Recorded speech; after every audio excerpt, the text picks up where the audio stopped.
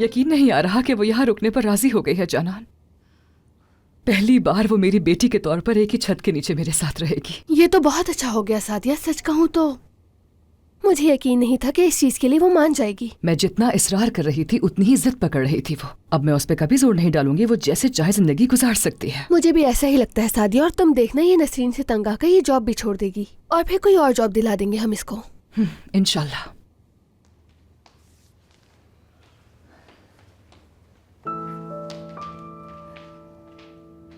सबा, तुम बहुत क्यूट लग रही हो। मुझसे ज्यादा तो ये तुम पर सूट कर रहा है। मेरी खूबसूरत बेटी पे तो हर चीज अच्छी लगती है।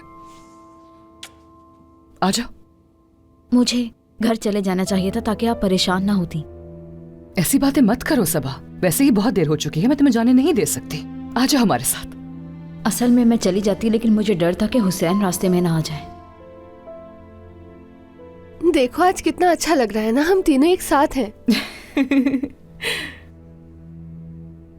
खुदा का शुक्र है, पहली बार तुम्हें हंसता हुआ देख रही हूँ।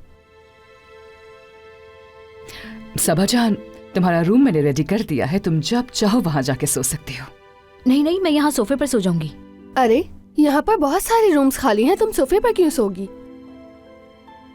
चलो आ जाओ, मैं तुम्हें तुम्हारा रूम दिखाती हूँ। आ जाओ, आ जाओ मेरी जान, आ जाओ। Good night Saba. Good night.